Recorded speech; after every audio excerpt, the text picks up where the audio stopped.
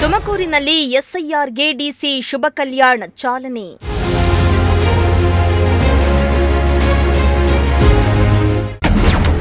ಶಾಸಕ ಜ್ಯೋತಿ ಗಣೇಶ್ ಅವರಿಗೆ ಅರ್ಜಿ ನೀಡಿದ ಡಿಸಿ.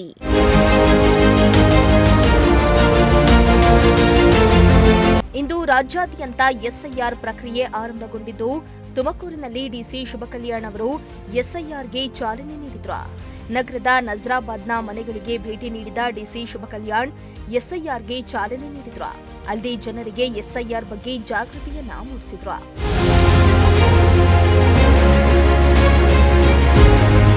ತುಮಕೂರು ನಗರದ ನಜರಾಬಾದ್ನ ಮನೆಗಳಿಗೆ ಹಾಗೂ ತುಮಕೂರು ನಗರ ಶಾಸಕ ಜ್ಯೋತಿ ಗಣೇಶ್ ಅವರ ಮನೆಗೂ ಡಿಸಿ ಶುಭ ಕಲ್ಯಾಣ್ ಹಾಗೂ ಪಾಲಿಕೆ ಕಮಿಷನರ್ ಶುಭ ಅವರು ಅಧಿಕಾರಿಗಳೊಂದಿಗೆ ಭೇಟಿಯನ್ನ ನೀಡಿ ಅರ್ಜಿಗಳನ್ನ ನೀಡಿದ್ರು.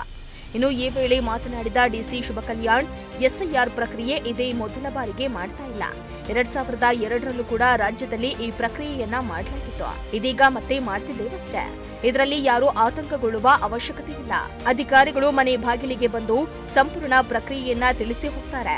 ಜನರು ಸರಿಯಾಗಿ ಅರ್ಜಿಗಳನ್ನ ಭರ್ತಿ ಮಾಡಿಕೊಟ್ರೆ ಸಾಕು ಎಂದು ತಿಳಿಸಿದ್ರು. ಎಲ್ಲರಿಗೂ ನಮಸ್ಕಾರ. ಇಡೀ ಕರ್ನಾಟಕ ರಾಜ್ಯದಲ್ಲಿ ಇವತ್ತು SIR ಸ್ಪೆಷಲ್ ಇಂಟೆನ್ಸಿವ್ ರಿವಿಷನ್ ಅನ್ನು ಪ್ರಾರಂಭ ಮಾಡಿದ್ದೀವಿ. ತುಮಕೂರು ಜಿಲ್ಲೆಯಲ್ಲಿ ಸುಮಾರು 23 ಲಕ್ಷ ಮತದಾರರು ಇದ್ದಾರೆ. 2627 ಪೋಲಿಂಗ್ ಬೂತ್ಸ್ ಇದ್ದಾವೆ. ಎಲ್ಲ ಪೋಲಿಂಗ್ ಬೂತ್ಸ್ ಕೂಡ ಬೂತ್ ಲೆವೆಲ್ ಆಫೀಸರ್ಸನ್ನು ನೇಮಕ ಮಾಡಿದ್ವಿ. ಈಗಾಗಲೇ ಜೂನ್ 8ನೇ ತಾರೀಕು ಎಲ್ಲ ಸ್ಟೇಕ್ ಹೋಲ್ಡರ್ಸ್ ಕೂಡ ನಾವು ಟ್ರೈನಿಂಗ್ ಕೊಟ್ಟಿದ್ದೀವಿ. BLOಸ್ಗೆ, ಪೊಲಿಟಿಕಲ್ ಪಾರ್ಟೀಸ್ಗೆ, ನ್ಯಾಷನಲ್ ರಿಕಗ್ನೈಸ್ಡ್ ರಿಜಿಸ್ಟರ್ಡ್ ಪೊಲಿಟಿಕಲ್ ಪಾರ್ಟೀಸ್ಗೆ ಟ್ರೈನಿಂಗ್ ಕೊಟ್ಟಿದ್ವಿ. ಮೀಡಿಯಾ ಕೂಡ ಅವತ್ತು ವರ್ಕ್ಶಾಪಲ್ಲಿ ಇದ್ದರು ಮತ್ತು ಎಲ್ಲ ಆಫೀಸರ್ಸ್ ಕೂಡ ನಾವು ಟ್ರೈನಿಂಗ್ ಕೊಟ್ಟಿದ್ವಿ. PDOಗಳಿಗೆ, DEOಗಳಿಗೆ, ಎಲ್ಲ VAOಸು. ಸೊ ಎಲ್ಲರೂ ಕೂಡ ನಾವು SIR ಅಂದರೆ ಏನು, ಅವ್ರದ್ದು ಏನೇನು ಪಾತ್ರ ಇದೆ ಅಂತ ನಾವು ಟ್ರೈನಿಂಗ್ ಕೊಟ್ಟಿದ್ದೀವಿ. ಸೊ ಸಿದ್ಧತೆಗಳನ್ನು ನಾವು ಸಂಪೂರ್ಣ ಮಾಡ್ಕೊಂಡಿದ್ದೀವಿ.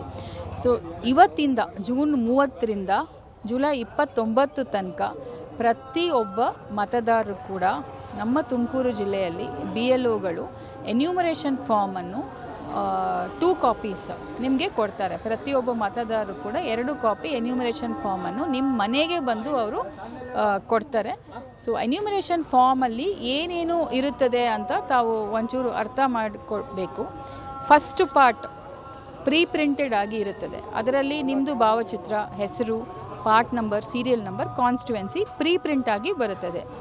ಎರಡನೇ ಪಾರ್ಟ್ 2 ಅಲ್ಲಿ A and B ಅಂತ ಇರುತ್ತೆ. A ಪಾರ್ಟಲ್ಲಿ 2002ರಲ್ಲಿ ತಾವು ಮತ ಹಾಕಿದರೆ ಅದರದ್ದು ಡೀಟೇಲ್ಸು, ಯಾವ ಕ್ಷೇತ್ರದಲ್ಲಿ ಮತ್ತು ಪಾರ್ಟ್ ನಂಬರ್, ಸೀರಿಯಲ್ ನಂಬರ್, ನಿಮ್ಮದು ಎಪಿಕ್ ID, ನಿಮ್ಮ ಹೆಸರು, ಈ ಥರ ಡೀಟೇಲ್ಸನ್ನು ಎರಡನೇ ಪಾರ್ಟಲ್ಲಿ A ಅಲ್ಲಿ ತಾವು ಭರ್ತಿ ಮಾಡಬೇಕು.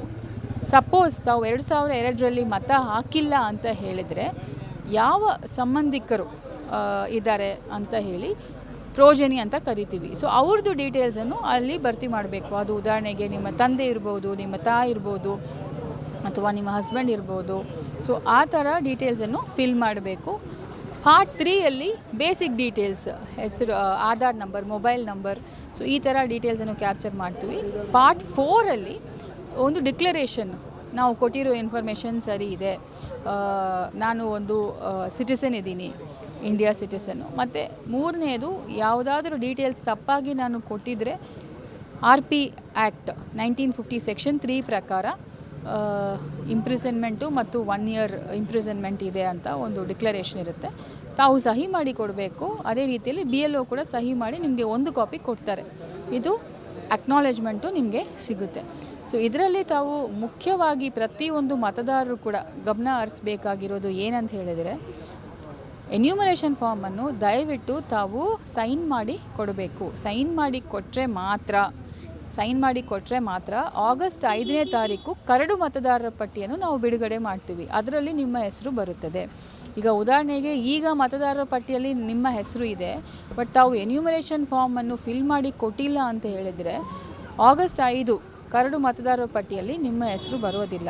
ಆಮೇಲೆ ಮತ್ತೆ ತಾವು ಅಪ್ಲಿಕೇಶನ್ ಹಾಕ್ಕೋಬೇಕು AERO ಹತ್ರ ಅಥವಾ DEO ಹತ್ರ. ಸೊ ಅದೆಲ್ಲ ಅವಾಯ್ಡ್ ಮಾಡಬೇಕು ಅಂತ ಹೇಳಿದರೆ, ಈಗ ನಿಮ್ಮ ಮನೆಗೆ ಬಂದು ಏನು ಎನ್ಯೂಮರೇಷನ್ ಫಾರ್ಮನ್ನು ಕೊಡ್ತಾರೆ ಅದರಲ್ಲಿ ಬೇಸಿಕ್ ಡೀಟೇಲ್ಸನ್ನು ಕೊಟ್ಟರೆ ಆಗುತ್ತದೆ.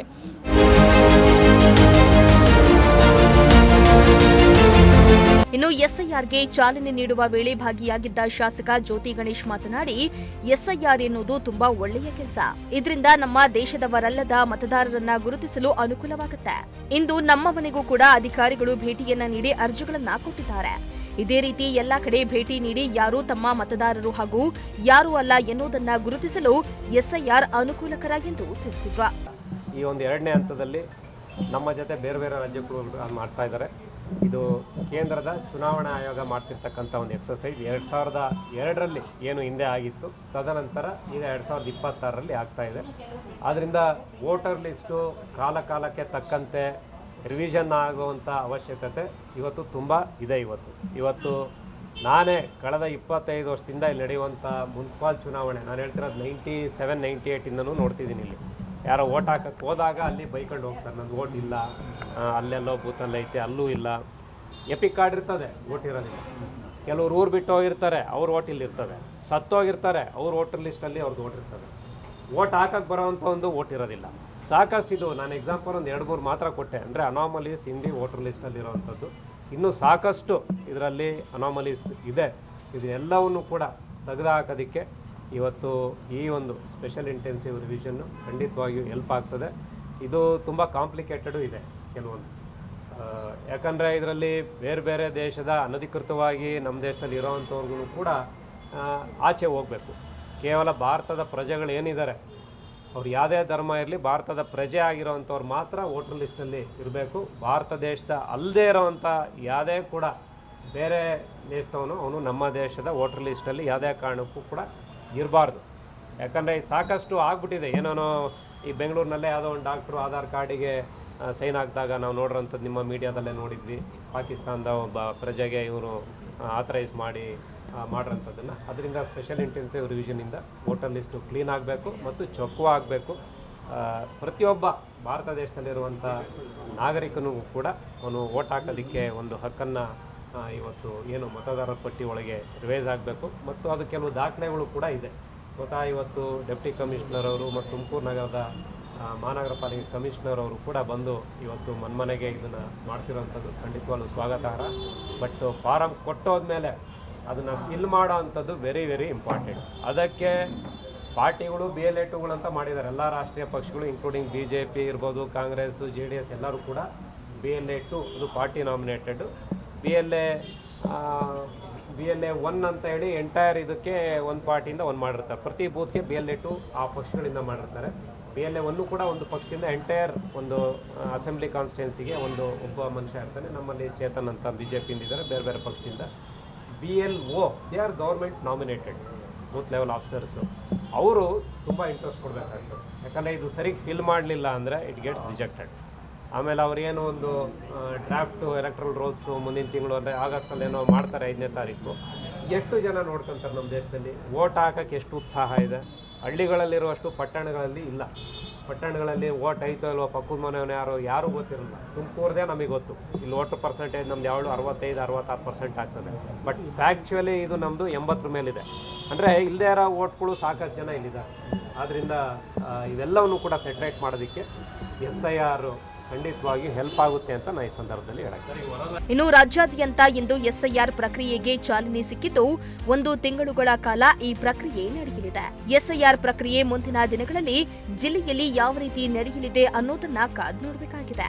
ಇನ್ನು ಎಸ್ಐಆರ್ ಚಾಲನೆ ವೇಳೆ ಪಾಲಿಕೆಯ ಆಯುಕ್ತೆ ಶುಭಾ ಹಾಗೂ ಎಸ್ಐಆರ್ ನೋಡಲ್ ಅಧಿಕಾರಿಗಳು ಸೇರಿದಂತೆ ಇನ್ನಿತರರು ಉಪಸ್ಥಿತರಿದ್ದರು. ಕ್ಯಾಮರಾ ಪರ್ಸನ್ ದರ್ಶನ್ ಜೊತೆ ಪುನೀತ್ ಎನ್ ಲಕ್ಷ್ಮೀಕಾಂತ್, ಪ್ರಜಾಶಕ್ತಿ ಟಿವಿ, ತುಮಕೂರು.